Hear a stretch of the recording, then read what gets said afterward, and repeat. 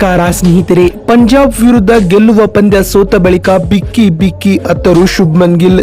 ನಂತರ ರೋಹಿತ್ ಹಾಗೂ ಪಾಂಡ್ಯ ಬಗ್ಗೆ ಹೇಳಿದ್ದನ್ನ ಕೇಳಿದರೆ ನೀವು ಕೂಡ ಸೆಲ್ಯೂಟ್ ಮಾಡ್ತೀರಾ. ಹಾಗಾದ್ರೆ ಸುದ್ದಿಯ ಸಂಪೂರ್ಣ ಮಾಹಿತಿ ಏನು? ಅಷ್ಟಕ್ಕೂ ಪಂಜಾಬ್ ವಿರುದ್ಧ ಗುಜರಾತ್ ಟೈಟನ್ಸ್ ಸೋತ ಬಳಿಕ ಶುಭ್ಮನ್ ಗಿಲ್ ಹೇಳಿದ್ದೇನು ಗೊತ್ತಾ?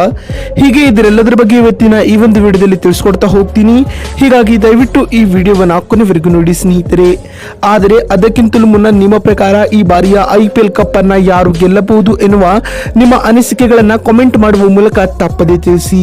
ಹೌದು ಸ್ನೇಹಿತರೆ, ಟಾಟಾ IPL 2024ರ 17ನೇ ಪಂದ್ಯದಲ್ಲಿ ಗುಜರಾತ್ ಟೈಟನ್ಸ್ ಹಾಗೂ ಪಂಜಾಬ್ ಕಿಂಗ್ಸ್ ತಂಡಗಳು ಮುಖಾಮುಖಿಯಾಗಿದ್ದವು. ಈ ಪಂದ್ಯವು ಸಾಕಷ್ಟು ರೋಚಕತೆಯಿಂದ ಕೂಡಿತ್ತು.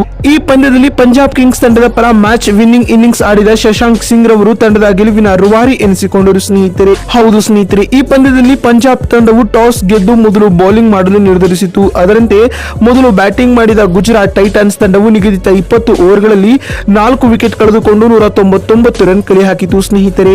ತಂಡದ ಪರ ತಂಡದ ನಾಯಕರಾದ ಶುಭ್ಮನ್ ಗಿಲ್ ರವರು 48 ಎಸೆತಗಳನ್ನ ಎದುರಿಸಿ ಅಜೇಯ 89 ರನ್ ಬಾರಿಸಿದ್ದರು ಸ್ನೇಹಿತರೆ. ಇನ್ನು ಈ ಕಠಿಣ ಗುರಿಯನ್ನ ಬೆನ್ನಟ್ಟಿದಂತಹ ಪಂಜಾಬ್ ಕಿಂಗ್ಸ್ ತಂಡವು ಇನ್ನೂ ಒಂದು ಎಸೆತ ಬಾಕಿ ಇರುವಂತೆ ಗೆಲುವಿನ ದಡವನ್ನ ಮುಟ್ಟಿತು ಸ್ನೇಹಿತರೆ. ಅದು ಕೂಡ 7 ವಿಕೆಟ್ ಕಳೆದುಕೊಂಡು ಸ್ನೇಹಿತರೆ. ಇನ್ನಿತ್ತ ಪಂಜಾಬ್ ಕಿಂಗ್ಸ್ ತಂಡದ ಪರ ಶಶಾಂಕ್ ಸಿಂಗ್ ರವರು ಕೇವಲ 29 ಎಸೆತಗಳನ್ನ ಎದುರಿಸಿ ಅಜೇಯ 61 ರನ್ ಬಾರಿಸುವ ಮೂಲಕ ತಂಡದ ಗೆಲುವಿನ ರೂವಾರಿ ಎನಿಸಿಕೊಂಡರು ಸ್ನೇಹಿತರೆ. ಇದರೊಂದಿಗೆ ಪಂಜಾಬ್ ವಿರುದ್ಧದ ಗೆಲ್ಲುವ ಪಂದ್ಯವನ್ನ ಗುಜರಾತ್ ಟೈಟನ್ಸ್ ತಂಡವು ಕಳೆದುಕೊಂಡಿತು ಸ್ನೇಹಿತರೆ. ಇದೀಗ GT ತಂಡದ ಈ ಸೋಲಿನ ಬಳಿಕ ಭಾವುಕರಾಗಿ ಮಾತನಾಡಿದ ಶುಭ್ಮನ್ ಗಿಲ್ ರವರು ಪೋಸ್ಟ್ ಮ್ಯಾಚ್ ಪ್ರೆಸೆಂಟೇಷನ್ ವೇಳೆ ಈ ರೀತಿಯಾಗಿ ಹೇಳಿದ್ದಾರೆ ಸ್ನೇಹಿತರೆ. ಇಂದಿನ ಪಂದ್ಯದಲ್ಲಿ ನಮ್ಮ ತಂಡದ ಆಟಗಾರರು ಕೆಲವೊಂದಿಷ್ಟು ಕ್ಯಾಚ್ ಗಳನ್ನ ಮಿಸ್ ಮಾಡಿಕೊಂಡಿದ್ದರು. ಅಲ್ಲದೆ ಬೌಲರ್ಗಳು ಅವರ ಕೆಲಸವನ್ನ ಮಾಡಿದ್ದಾರೆ. ಇನ್ನು ಬ್ಯಾಟಿಂಗ್ ನಲ್ಲಿ ನಾವು ಅದ್ಭುತ ಆಟವನ್ನ ಆಡಿದ್ದೇವೆ, ಆದರೆ ವಿರೋಚಿತವಾಗಿ ಸೋಲು ಕಾಣಬೇಕಾಯಿತು ಎಂದು ಶುಭ್ಮನ್ ಗಿಲ್ ಹೇಳಿದ್ದಾರೆ. ಇನ್ನು ಮಾತು ಮುಂದುವರೆಸಿದ ಗಿಲ್ ರವರು, ನಾನು ಹಾರ್ದಿಕ್ ಪಾಂಡ್ಯ ಹಾಗೂ ರೋಹಿತ್ ಶರ್ಮಾ ಇವರಿಬ್ಬರ ಕ್ಯಾಪ್ಟನ್ಸಿಯ ಒಳಗೆ ಆಡಿದ್ದೇನೆ. ಈ ಇಬ್ಬರು ಆಟಗಾರರಿಂದ ನಾನು ಅನೇಕ ಕ್ಯಾಪ್ಟನ್ಸಿ ವಿಚಾರಗಳನ್ನ ಕಲಿತುಕೊಂಡಿದ್ದೇನೆ ಎನ್ನುವ ಮೂಲಕ ರೋಹಿತ್ ಹಾಗೂ ಪಾಂಡ್ಯರವರ ಬಗ್ಗೆ ಒಳ್ಳೆಯ ಒಪಿನಿಯನ್ ಅನ್ನ ಕೊಟ್ಟಿದ್ದಾರೆ. ಇನ್ನು ಮಾತು ಮುಂದುವರೆಸಿದ ಗಿಲ್ ರವರು, ನಾವು ಮುಂದಿನ ಪಂದ್ಯದಲ್ಲಿ ಖಂಡಿತವಾಗಿಯೂ ಕಮ್ಬ್ಯಾಕ್ ಮಾಡಲಿದ್ದೇವೆ ಎಂದು ಹೇಳಿದ್ದಾರೆ ಸ್ನೇಹಿತರೆ.